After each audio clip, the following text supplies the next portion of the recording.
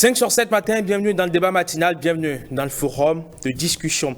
Annonce parfois brutale, jargon médical ou langage trop technique, manque de temps. Le dialogue peut être difficile entre patients et professionnels de santé qui les accompagnent. Comment sortir de cette ancienne vision de la médecine avec un médecin sachant et un patient souvent mal informé qui doit suivre les prescriptions du médecin sans poser de questions. Aujourd'hui, de nombreux médecins et patients souhaitent changer cela dans leur intérêt commun.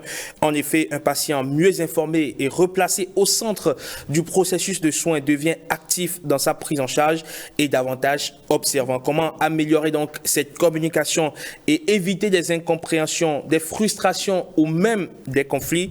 Le sujet est au cœur de ce forum de discussion avec autour de la table des invités triés sur le volet. Yasmine Abata qui est restée avec moi. Yasmine, merci d'être restée.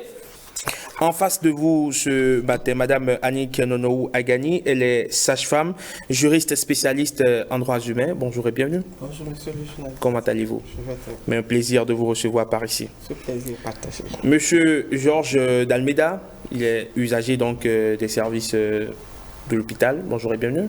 Bonjour Monsieur le journaliste. Merci d'être avec nous sur 5 sur 7 matin. Merci, c'est un plaisir partagé. Et Francis Zosso, président de l'Ordre des médecins du Bénin. Bonjour et bienvenue. Bonjour monsieur le journaliste, deux erreurs. D'accord. Je ne suis pas Francis Zossou, c'est un grand ami, mais il est journaliste lui. Yasmine, vous me devez des comptes. Francis Dossou. Voilà. Francis, vous me devez des comptes. Francis Dossou. C'est Yasmine qui m'a communiqué votre nom et elle a fait sans doute avec erreur. Et je ne devrais pas me louper. Mais non, c'est un honneur pour moi qu'on me confonde avec une illustre personnalité. Donc, D'accord. La deuxième erreur, c'est que je ne suis plus président de l'Ordre national des médecins du Bénin. Je l'ai été de 2018 à 2022. D'accord. Et j'ai passé le témoin au docteur Aboubacar Adegwene, qui est l'actuel président pour 4 ans. Très bien. Et vous êtes aussi président de la Fédération béninoise de tennis de table. Ça, oui, je le suis encore. N'est-ce pas? Là, je n'ai pas le droit de me louper, parce que là, au moins, je suis dans mon élément. Ouais. Parfait. Allez, bonjour aux téléspectateurs. Absolument. Bonjour, docteur. Merci donc d'être avec nous pour justement parler, opiner sur ce sujet combien important. Monsieur Dalmeda, est-ce qu'il vous est déjà arrivé dans votre relation avec le personnel soignant que vous avez eu maille à partie avec une infirmière, un infirmier, un médecin ou qui que ce soit? C'est vrai. C'est un truc récent que j'ai vécu à l'hôpital des zones de Ménotin. D'accord. Qu'est-ce qui s'est passé? En fait, il y a ma mère qui a eu un petit accident à la maison qu'on a amené à l'hôpital des zones de Ménotin. Mais arrivé là, on ne lui a pas donné les soins qu'il faut.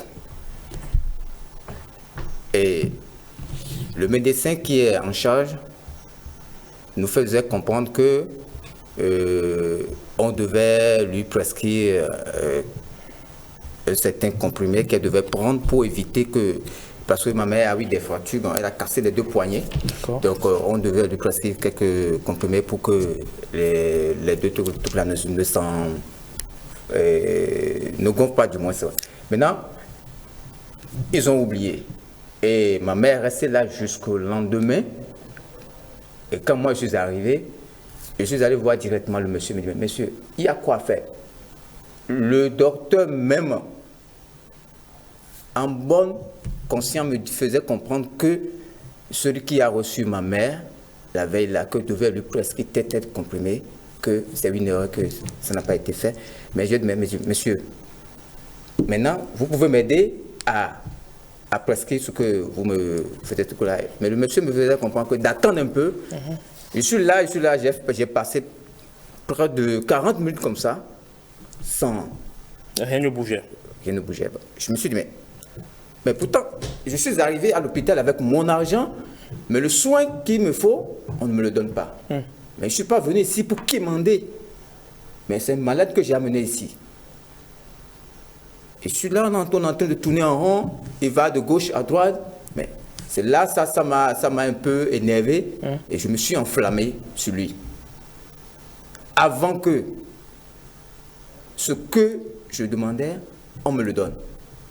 Mais ça n'a pas été du tout facile. Ça m'a vraiment mis hors de moi-même. D'accord. Vous avez aussi le temps. Bien sûr.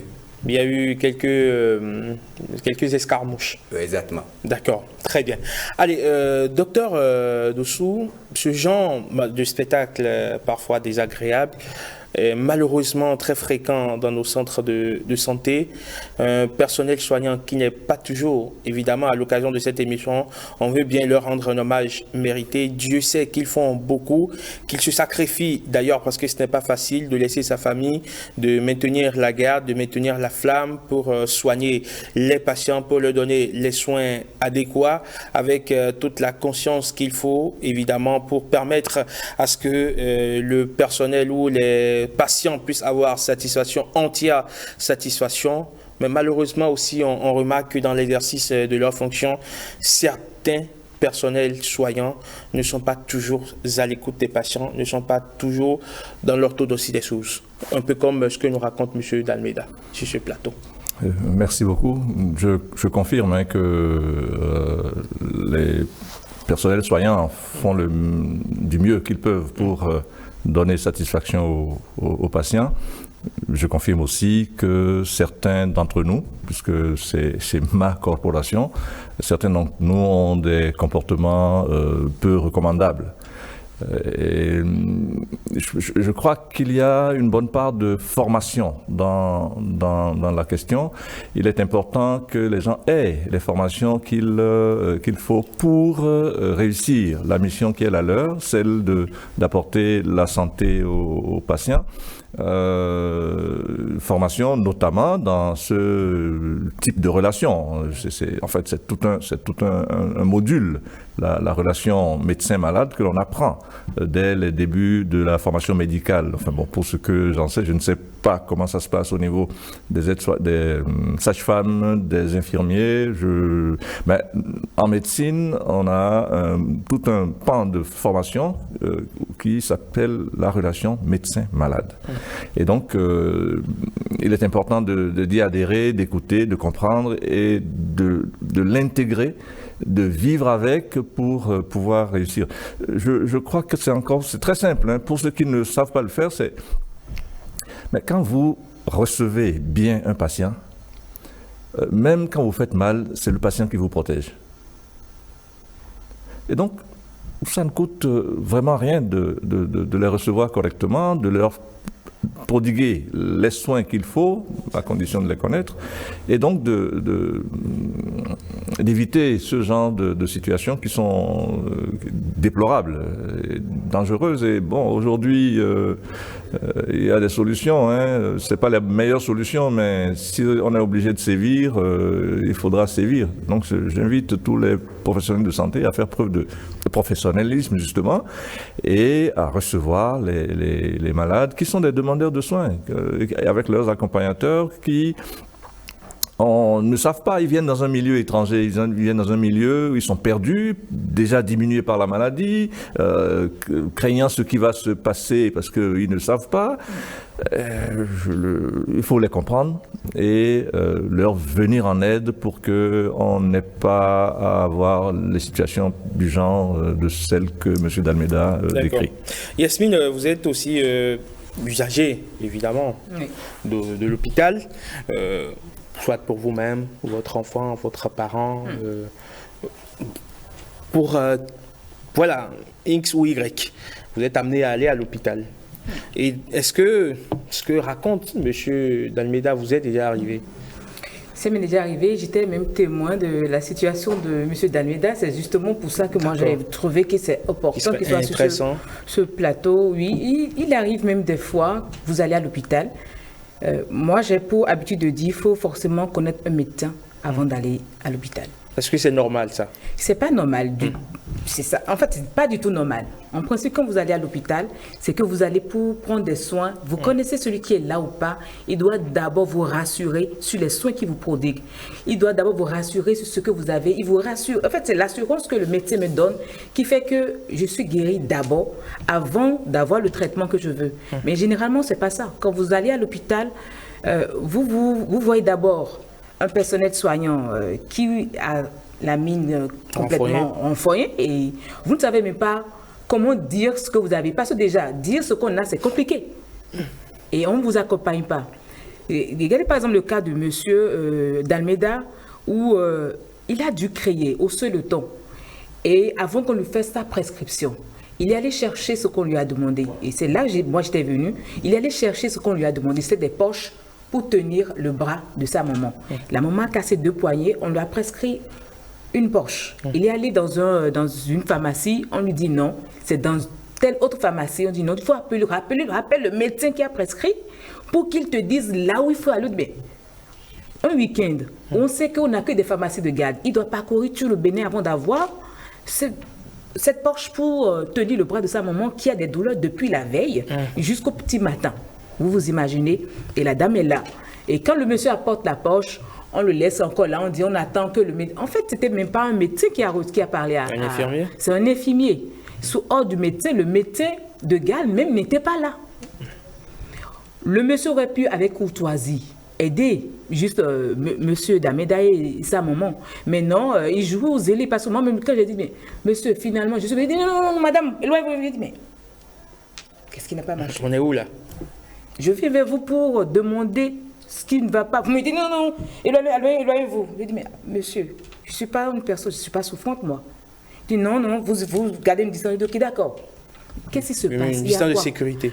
Mais ce qui l'importait, c'est pourquoi monsieur d'Almeida faisait du bruit. Je dis, mais est-ce que c'est le bruit que monsieur d'Almeida fait qui vous importe ou la patiente qui est allongée là et qui a des douleurs? Et c'est quand je me suis rapproché de lui maintenant qui dit attendez, il va voir le médecin et il revient avec le cachet du médecin et la prescription. On a fait tout, excusez du peu, tout ce cinéma. Avant maintenant, et moi, 24 heures plus tard. Rappelez qu'on est 24 heures plus tard. Moi, j'ai dû dire à M. Dabedi, mais le mieux, amenez votre patient dans un autre hôpital. Si vous voulez, je vous recommande un médecin. Il a dit, ok, d'accord. Et c'est ainsi qu'on a déplacé le patient, la patiente plutôt, et c'est là-bas qu'on nous dit, mais vous n'avez pas besoin de ces poches. Là, la dame, il faut qu'elle prenne des antidouleurs. Et c'est ces antidouleurs qui vont calmer, qui vont dégonfler sa main, et on pourra maintenant lui faire le plâtre. Vous voyez, la dame est restée depuis la veille où elle est venue aux soins, et jusqu'au lendemain, rien. Elle est là, on lui dit non, ça va aller. Mauvais diagnostic. Donc mauvaise prescription, oui. Et finalement après coup on se rend compte que ce n'est pas ce qu'il faut un tout autre traitement, voilà. Et voilà, on est dans un engrenage. Et jusque là on n'a pas vu le médecin qui a prescrit. Donc qui a fait le diagnostic, on ne sait pas. Et généralement ce qui se fait remarquer dans les hôpitaux, c'est qu'on ne sait pas à qui se plaindre. Et normalement c'est le médecin qui me reçoit, qui me dit votre patient a assis à ça, c'est comme ça qu'il faut l'accompagner. D'accord, très bien. Monsieur d'Almeida, vous voulez donner des précisions? Voilà, Madame Yasmine vient de tirer mon attention sur quelque chose que j'avais oublié avant. D'accord. C'est-à-dire, au moment où on m'avait prescrit le truc là de Porsche là, c'est là où je vois que, vous m'excusez un peu pour le thème, je vois que... On n'a pas dit de gros mots, hein? Non. D'accord.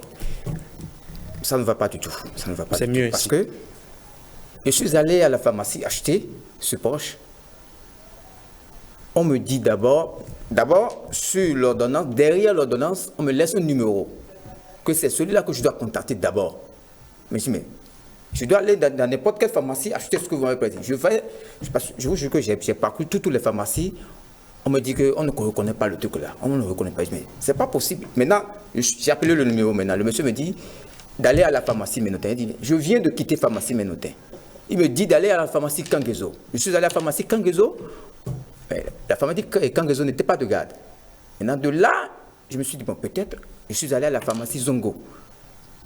La pharmacie Zongo, le pharmacien me dit d'appeler le docteur, l'infirmier, du moins, et qu'il va échanger avec lui. Je l'appelle, il refuse catégoriquement de prendre l'appel. Je lui dis, mais c'est juste pour m'aider, pour qu'il puisse confirmer ce qu'il a écrit sur le truc là. Vous savez que ce même truc que l'infirmier a prescrit sur l'ordonnance se trouvait dans ce pharmacie.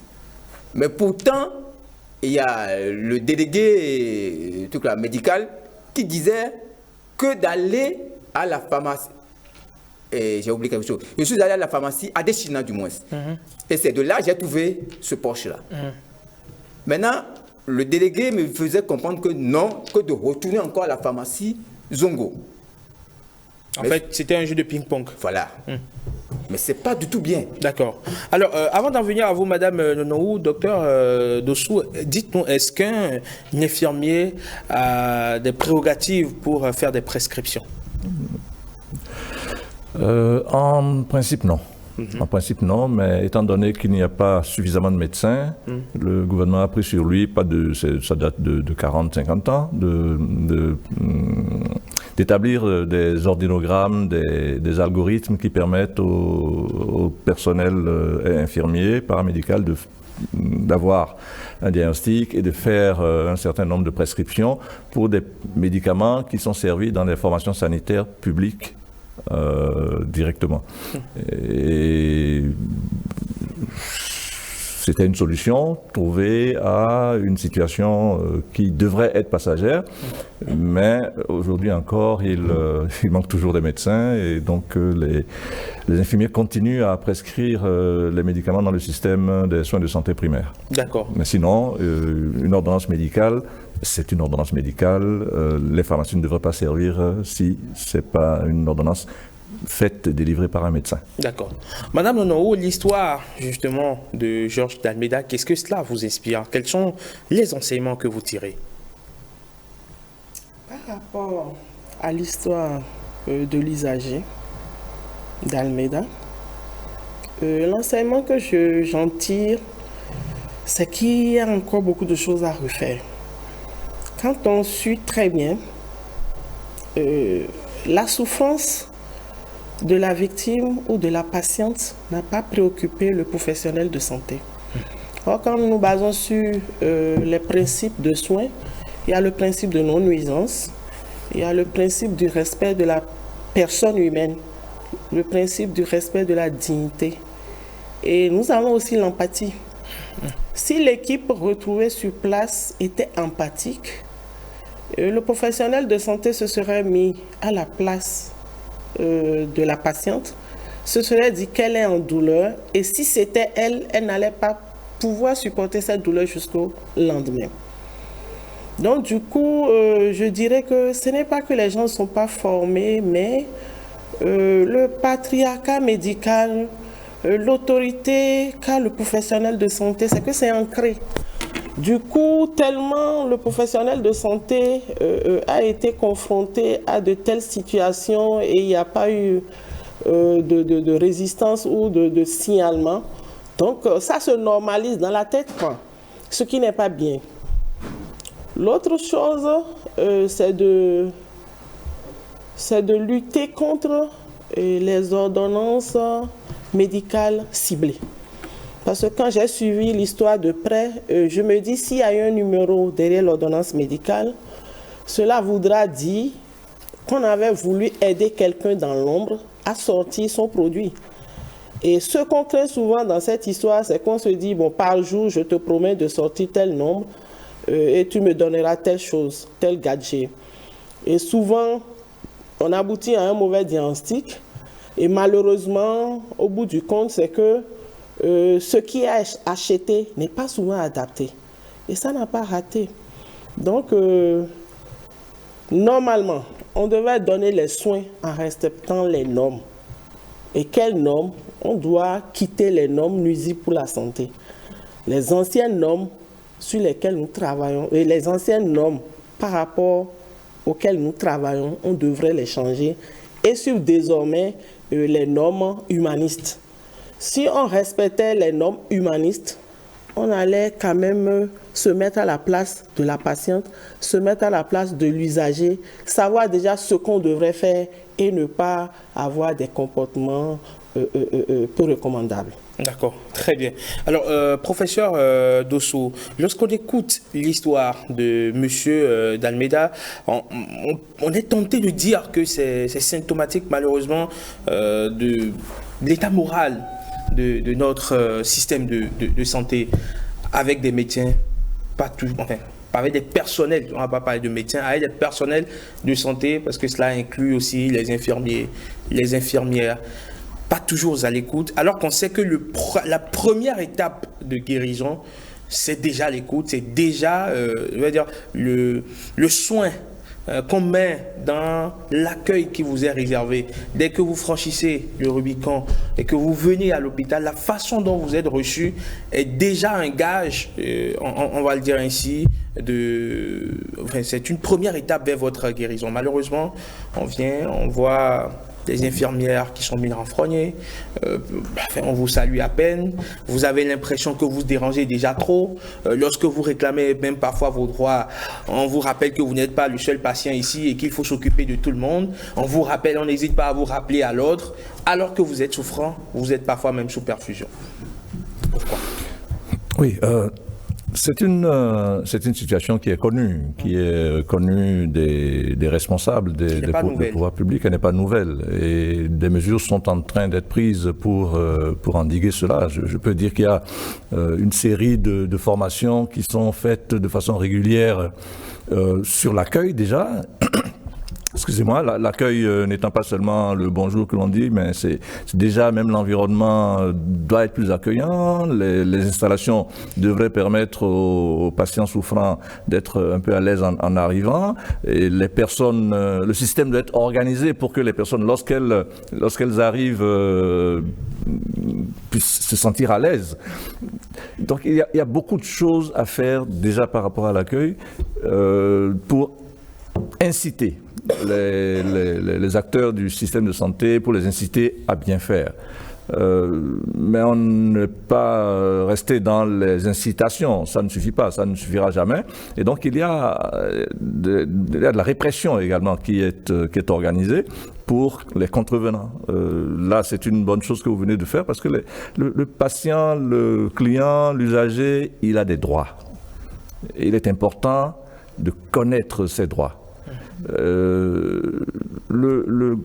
L'Assemblée nationale, la représentation nationale a pris des lois. Il y a une loi notamment, je crois que c'est la loi 2020-37 du 3 février 2021. Bon, il y a une petite histoire, ça a été promulgué le 3 février 2021, qui décrit les conditions de prise en charge des personnes de la santé, des personnes en République du Bénin.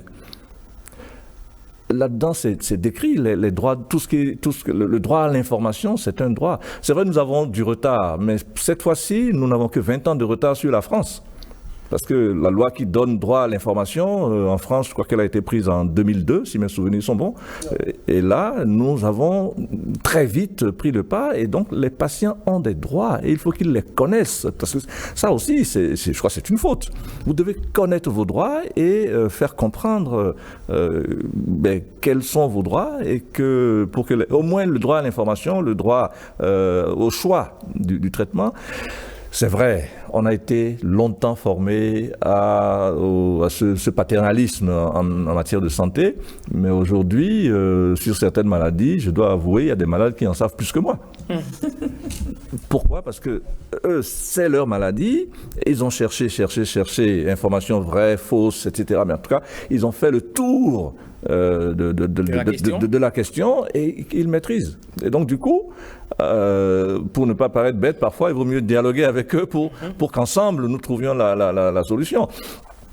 La maladie, c'est pas le médecin qui est malade, c'est le patient, mais le médecin a une forme de connaissance qui lui permet de surpasser sa maladie, de la guérir. Mais ça ne suffit pas. Il faut qu'il y ait un dialogue. La décision parfois se prend à deux avec le patient sur ce qu'il faut faire. Il y a des affections pour lesquelles on a des solutions, on a une multitude de solutions. Il faut choisir. je ne vois pas de quel droit je vais choisir à la place du malade. Donc il faut discuter, il faut dialoguer. Et pour ça, je reviens sur ce que j'avais dit au départ, c'est la formation. Il faut enseigner aux gens ce qu'il faut faire et continuer à le faire avec, derrière la formation, une possibilité de sanction. Aujourd'hui, elle existe, les sanctions. Les contrevenants au principe de loi doivent répondre. Mais c'est bien dommage d'être obligé d'aller jusque-là. Le gouvernement a mis en place l'autorité de régulation du secteur de la santé, l'ARS. Aujourd'hui, est-ce que cette autorité, cette instance morale connaît de ce genre de dossier? Est-ce qu'on peut se plaindre auprès de l'ARS de ce genre de situation? Ou est-ce qu'on peut se plaindre de ces professionnels de la santé, excusez de peu le thème, indélicat? Oui, mais non, on ne va pas aller jusque-là. Ils ont des choses à faire, l'ARS. Ils ont à organiser la politique qui va permettre de bien faire et d'éviter ça, justement. Donc les plaintes, il y a d'autres instances pour Quelles sont ces instances, justement? Déjà, si c'est un médecin, il y a l'Ordre national des médecins du Bénin, devant lequel on peut se plaindre, ou l'Ordre national des sages-femmes. On peut se plaindre également au tribunal. C'est une instance qui gère ça. Mais le mieux, effectivement, c'est d'apporter le problème devant les ordres, devant les organisations faites par des pairs pour gérer. Le ministère de la Santé s'auto-saisit également d'un certain nombre de plaintes et se plaint même à l'ordre par rapport à des médecins qui auraient commis des impairs. Mais c'est vrai que c'est un tout. Il faut des ressources humaines, il faut beaucoup de personnel pour gérer parce que les gens sont parfois submergés, surchargés. Ça non plus, ce n'est pas bien. Donc c'est un tout dont il faut pouvoir s'occuper. D'accord. Voilà. Yasmine Damata, il est remarqué aussi qu'il y a cette forme de discrimination où les petites gens n'ont pas forcément droit au chapitre. Elles sont carrément mises de côté, ces personnes-là.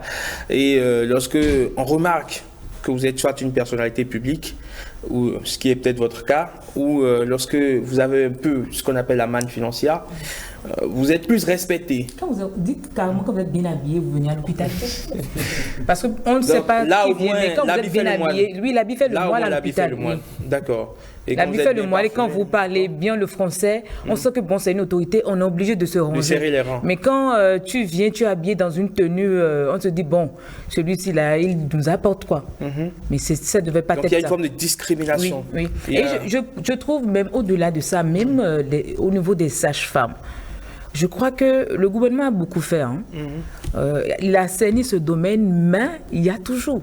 J'ai eu sur le plateau du rendez-vous de midi, Madame Nadège Bignon, qui nous racontait son histoire où elle a perdu son enfant. Et les sages-femmes ne vous accompagnent pas.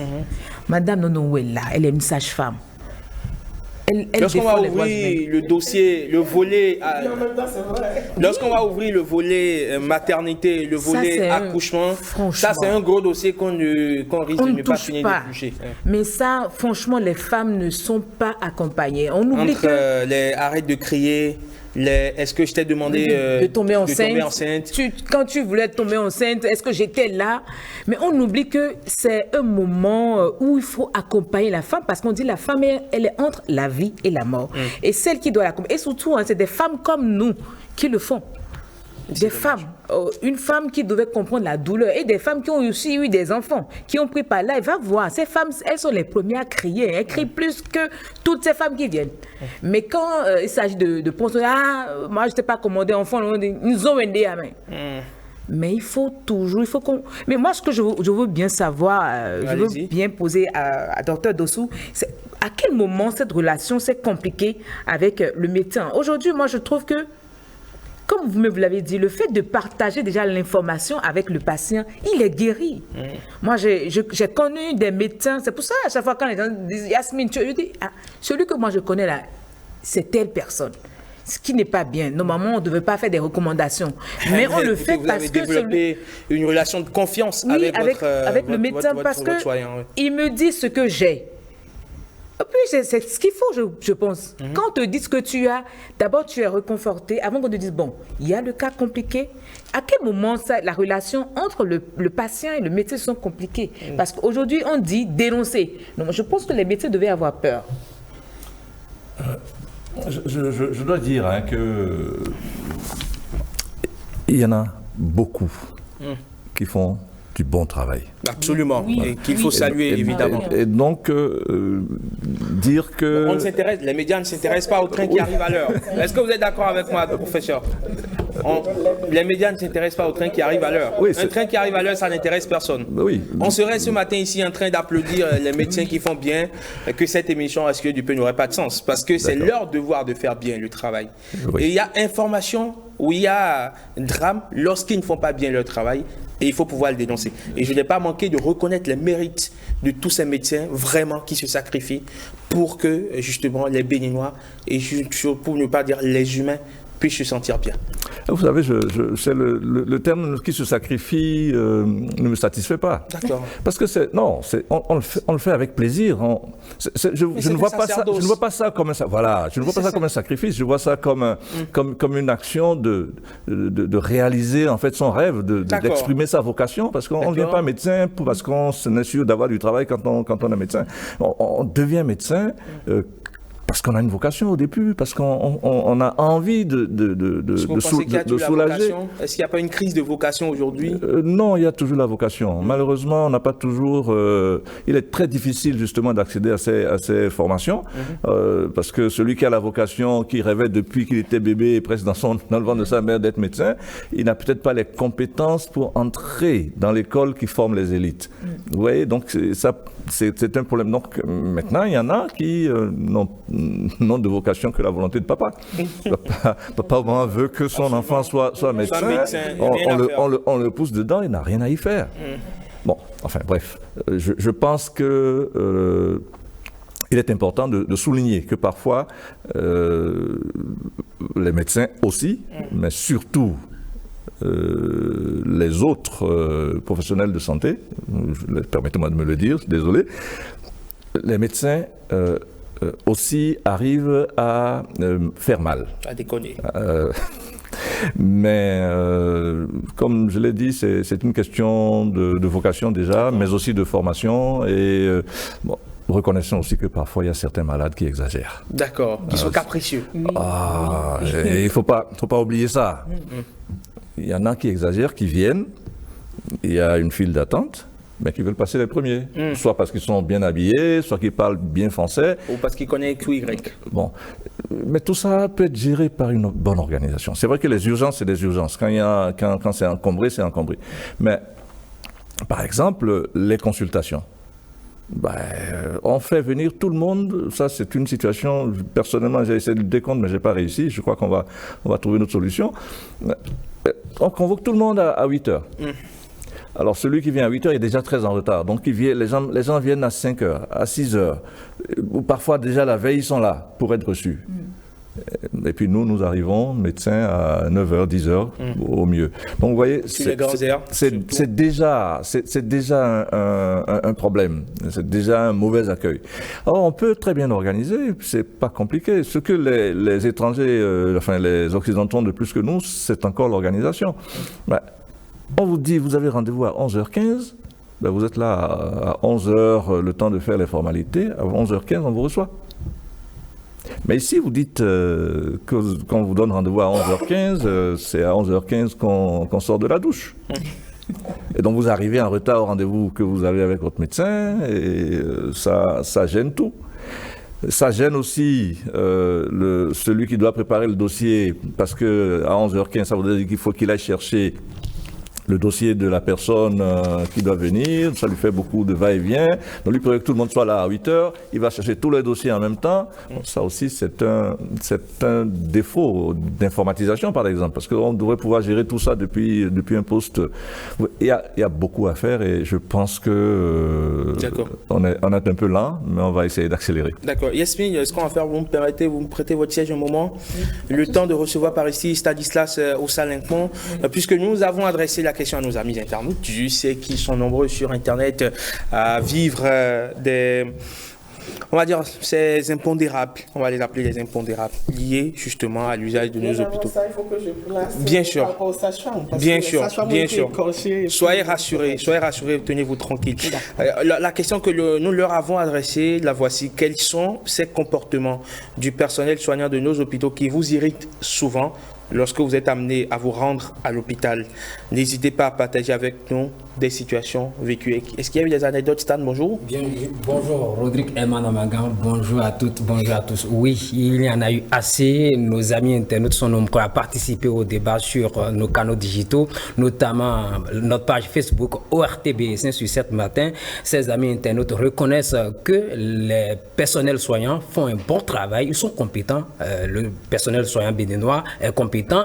Néanmoins, certains leur reprochent, ils reprochent à une catégorie de personnels soignants la désinvolture et aussi l'agressivité verbale, ce qui éloigne cette minorité de la catégorie des professionnels de santé, ont-ils dit. Allez, c'est ce que nous allons voir à travers les avis rassemblés pour nous. Oui, et la première réaction nous vient de notre ami, Dubrel Fernando Pritis Zetin, qui affirme: il y a le manque de sens d'humanisme en premier lieu et la surfacturation. Pour Samuel Besson, les hôpitaux sont censés être des lieux accueillants où l'on reçoit des soins dans une atmosphère où règne l'empathie, l'amour et la passion de redonner la santé aux patients. Malheureusement, les patients deviennent des sujets de moquerie, de négligence et d'insultes de tout genre. Parfois, on se demande si les personnels soignants sont des gardes pénitentiaires fatigués de leur travail.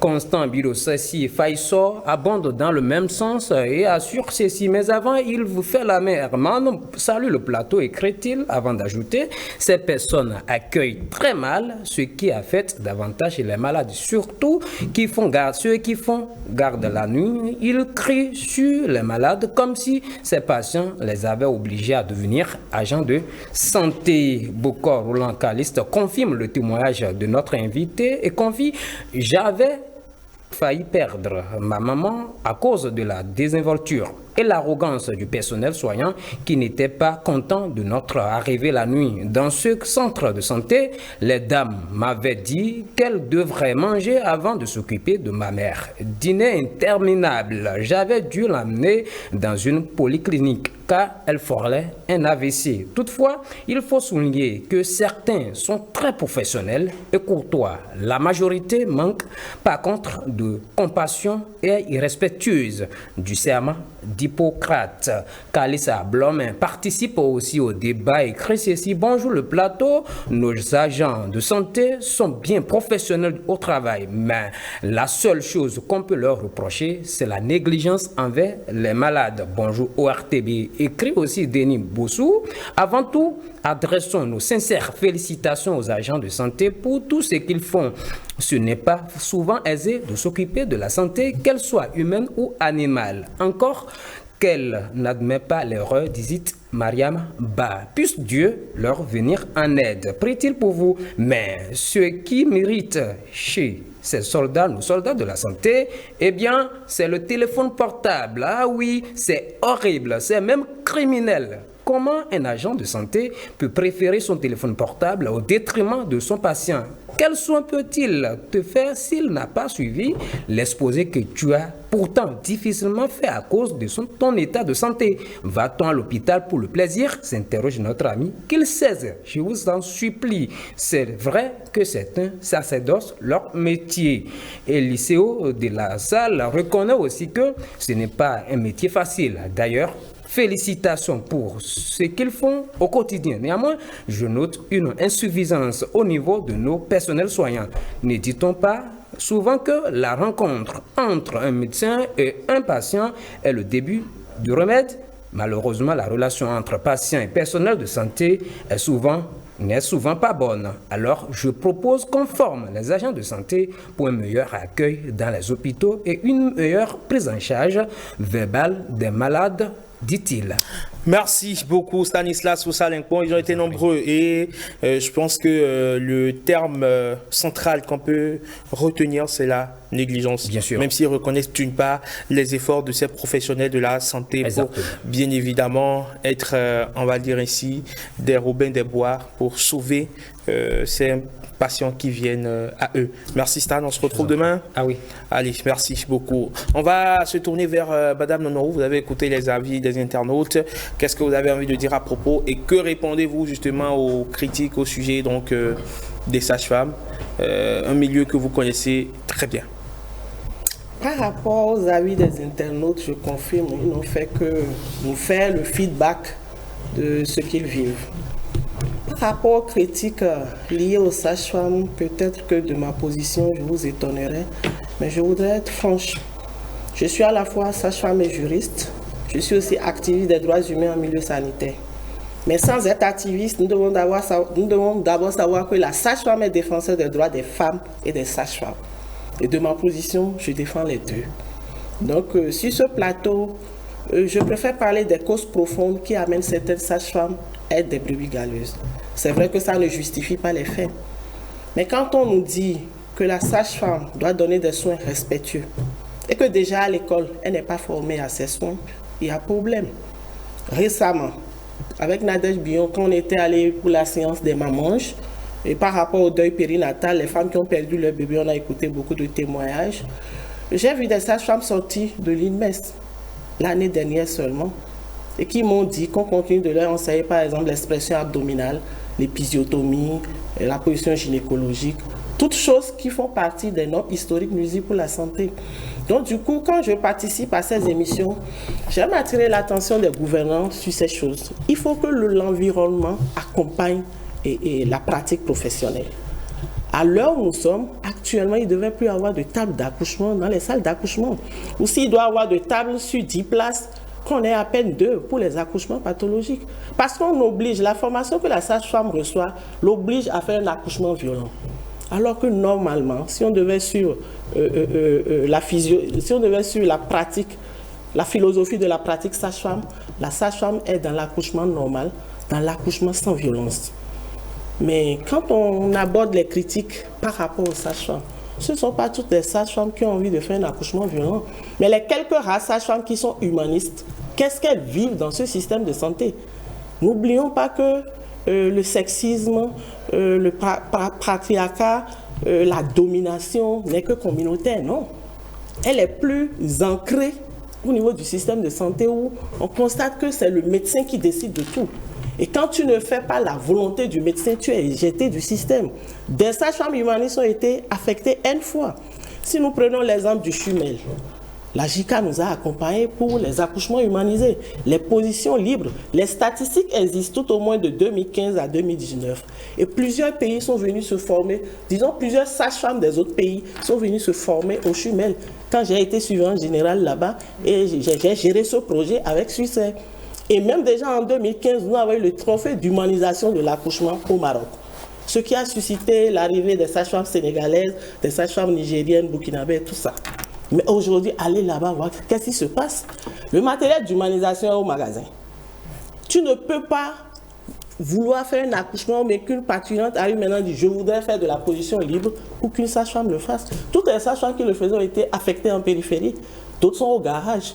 Donc quand on t'affecte 2-3 fois, encore que nous savons très bien que notre profession fait que beaucoup sont célibataires. Pendant que tu as la garde, quelqu'un d'autre garde ton mari. Donc tu es là, tu dois supporter la scolarisation de tes enfants, tu dois faire face à toutes les dépenses, que tu veux ou non, tu dois être moulé dans un système violent et avoir aussi de l'argent. Dès que tu deviens humaniste, tu luttes contre les autres pratiques et tu es mal aimé. Mais quand on se plaint d'une seule sage-femme, je suppose qu'il y a 10 sages-femmes ou 6 sages-femmes dans une équipe, et que 5 vont régulièrement se plaindre d'une ou de 2, est-ce qu'on écoute celle-là? Est-ce qu'on fait des enquêtes profondes avant de la sanctionner? Il ne faut pas démotiver celles qui font bien. Si on avait l'habitude de faire de la reconnaissance aux sages-femmes qui sont humanistes, qui font bien, je pense que le problème allait changer. D'accord, très bien. Je vais plus loin. Oui, et ce sera pour finir, vraiment. Parce qu'on n'a plus le temps. Malheureusement, le temps est parti pour le forum de discussion. Allez-y. De toutes les manières, nous devons actualiser les curricula de formation, actualiser le matériel nécessaire et tenir compte de la documentation de la voix des usagers. Une femme qui vient accoucher doit vous dérouler son journal d'accouchement avant de partir. Qu'est-ce qu'elle a apprécié, qu'est-ce qu'elle n'a pas apprécié. Je pense qu'on aura une autre émission. Absolument, je pense qu'on va avec Yasmine organiser un autre plateau un peu comme celui-ci sur l'accouchement parce que je sais que c'est un dossier qui est très dense. C'est un dossier qui est très dense. Monsieur Dalmeida, merci d'être passé, partager avec nous votre expérience malheureuse. On espère que cela, en tout cas ce plateau, vous a permis d'apprendre quelque chose de nouveau et que vous saurez désormais quoi faire, comment agir désormais lorsque dans un centre de santé, vous serez. De toute façon, vous êtes désormais passé à la télé, tout le monde vous connaît désormais. Donc, lorsque vous arrivez dans un hôpital... Il frappe, comme vous. Ah, mais une fois déjà, M. Dalmeida a frappé un monsieur. Mais on ne va pas encourager. Oui, c'est pas normal, mais il a fait parce qu'il y a eu perte en vies humaines. Non, vous savez. On ne va pas encourager. On va pas encourager la violence. Non. C'est pas pour encourager la violence. Vous savez, le jour là, j'étais hors de moi. On a compris. Je l'ai fait inconsciemment, mais... On ne va pas encourager en tout cas la violence. Il faut faire l'humanisation. Quand il y a l'humanisation, ce n'est pas jusqu'à aller au plus. En tout cas, ce qui est bien, on sévit actuellement. Quand vous vous plaignez? Oui, quand on se plaint, on sévit. L'administration sévit réellement et c'est ce qui me fait plaisir. Pas toujours, je le dis. Moi, toutes les fois, je me suis plaint. On a sévi et j'étais satisfaite. Il y a eu un changement et je suis satisfaite. Je ne fais pas à la même occasion un coucou à Glito, il a compris. Il tient donnez toujours le des nom, remarques. Donnez le nom en entier. C'est le SECOM du CEDACHU qui, dès que vous vous plaignez, dès que il y a une plainte, vous remontez à lui. Il n'y a rien à faire. Dans la semaine, vous avez les résultats. J'ai eu ce truc-là aussi à Lomel. Quand ma femme voulait accoucher, ça pétait tout. Merci, monsieur Dalmeida. Merci. Professeur Dossou, d'être passé sur 5 sur 7 matin, apporter évidemment ces éclairages qui seront, je vais dire, sans doute fructueux pour... un peu en espion. Non, pourquoi oui, parce que je suis le directeur général de la médecine hospitalière et des explorations diagnostiques. D'accord. Et tout ce qu'on a dit n'est pas entré dans les oreilles de sourds. Voilà. Merci. C'est votre numéro, Madame Nonou.